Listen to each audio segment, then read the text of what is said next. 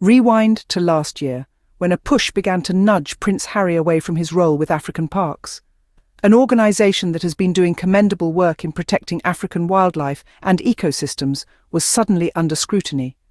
And at the centre of it all was Prince Harry. It was almost as if someone was trying to erase his contribution to this noble cause. This pressure to have Harry step down was peculiarly timed.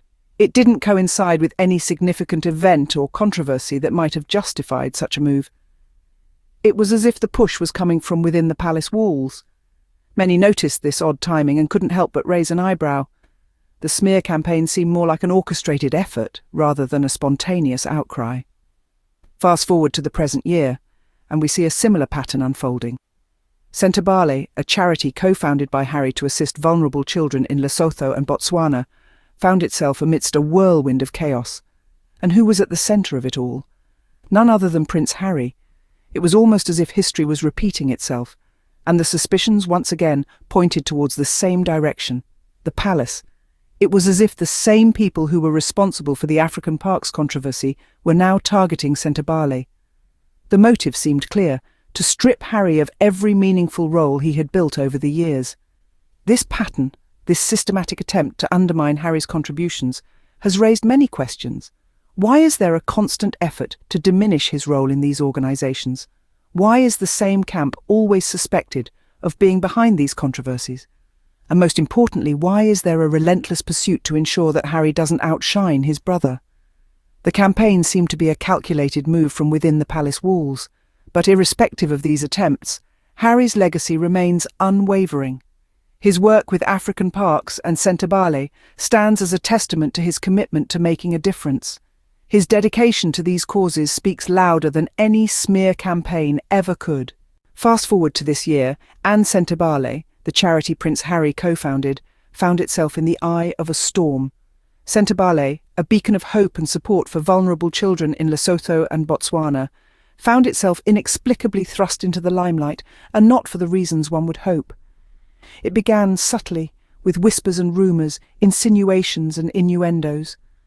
Suddenly, Sentebale, a charity that had always been a model of dignity and respect, was painted with an unflattering brush. It was no longer seen as a lifeline for children in need, but as a pawn in a much larger game. And just like before, with the African Parks controversy, the timing was all too convenient. It wasn't long before the same fingerprints were identified, the same echoes of a hidden agenda began to resonate. The similarities were too blatant to be ignored, the patterns too clear to be dismissed. The chaos that enveloped Sentebale seemed strangely familiar, an eerie echo of the African Parks controversy. The same insidious forces appeared to be at work, the same whispers of a palace-orchestrated campaign. It was as if Sentebale was being used as a chess piece in a larger game, a game that had nothing to do with the charity's noble mission or the children it served. And at the heart of it all was Prince Harry, the co-founder of Sentebale, the man who had poured his heart and soul into the charity. Suddenly he found himself under attack, his integrity questioned, his commitment to the charity doubted. It was an all-too-familiar scenario, a rerun of the African Parks controversy, with Harry once again in the firing line. The same camp appeared to be at work, attempting to strip Harry of his meaningful roles.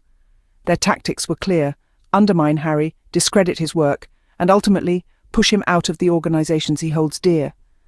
But if there's one thing we've learned about Prince Harry, it's that he won't go down without a fight. He'll stand up for what he believes in, and he'll fight for the causes he holds dear. Now, the crosshairs are trained on the Invictus Games. Imagine, if you will, the audacity of suggesting that Prince Harry, the man who breathed life into the concept of Invictus, should step back from the very games he created. The Invictus Games, for those unaware, is an international adaptive multi-sport event in which wounded, injured or sick armed services personnel participate. It's a beacon of hope, a celebration of resilience, and an embodiment of the fighting spirit. Harry conjured the Invictus Games from a mere idea into a global phenomenon that not only empowers veterans, but also shines light on the challenges they face. It's a platform where these brave men and women are celebrated for their strength and determination. Now, some are painting Harry as too controversial to lead this initiative. What's the real story here? Well, it's not about Harry being unfit to lead.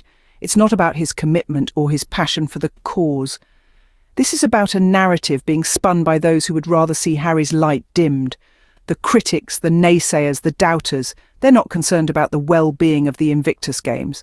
They're not worried about the veterans who benefit from it. Their concern isn't rooted in the future of this initiative. Rather, it's deeply entwined with their own agendas and narratives.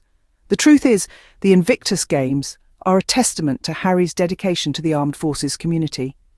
It's a reflection of his unwavering commitment to create a platform where the strength of wounded, injured and sick servicemen and women is not just seen, but celebrated.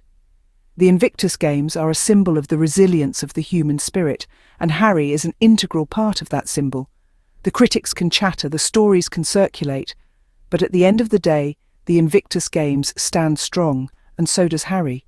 The man who created this platform isn't going anywhere, regardless of the whispers, the insinuations and the outright lies. This isn't concern for Invictus, it's jealousy and sabotage.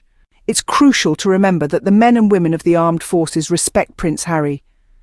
This is not just a casual observation, but a testament to the deep, meaningful connection that Harry has built with these brave individuals. Prince Harry, a veteran himself, has always held a special place in his heart for his fellow servicemen and women. His dedication to their cause is unwavering, and his efforts through initiatives like the Invictus Games have brought a renewed sense of purpose to many wounded veterans. The families of these veterans are also part of this narrative.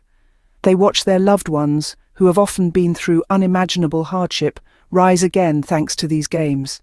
They see the transformation, the resurgence of spirit, and they know who to thank for it. Prince Harry's name is spoken with admiration in these circles, his efforts recognised and appreciated. But not all echo this sentiment. Some voices, mostly from within palace walls and tabloid offices, have been spinning a different tale. They label Harry as divisive, attempting to stir up controversy where none exists. But their claims fall on deaf ears among those who know Harry's true character. You see, these attempts to tarnish Harry's reputation are not rooted in concern for the charities he supports or the veterans he champions. They are not driven by a desire to protect the sanctity of the royal institution. No, these voices are motivated by something far more petty. They are driven by jealousy, by an unhealthy obsession with seeing Harry lose the roles that he has worked so hard to build. But here's the thing. Their efforts are in vain.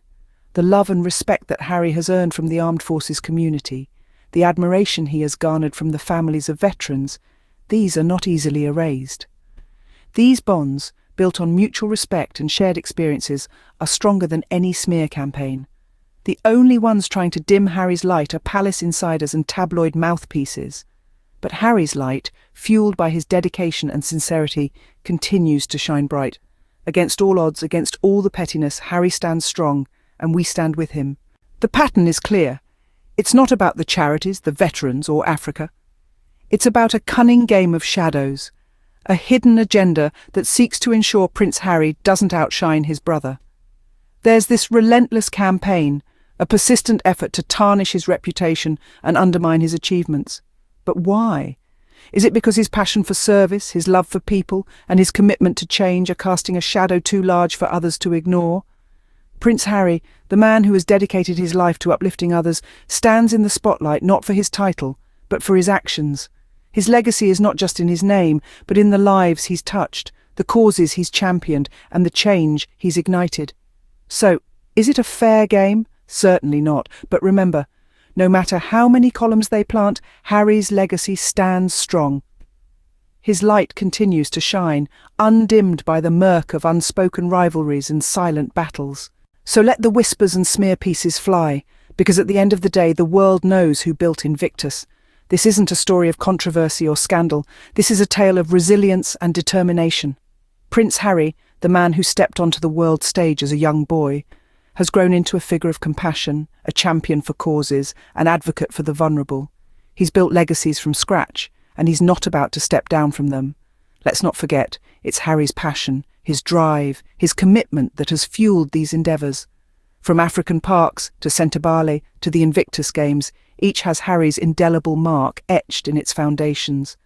Despite the attempts to tarnish his reputation, his legacy remains unscathed, like a lighthouse standing tall amidst a stormy sea. At the end of the day, The world knows who built Invictus, and it wasn't William. Harry isn't stepping down, and no amount of palace scheming will change that.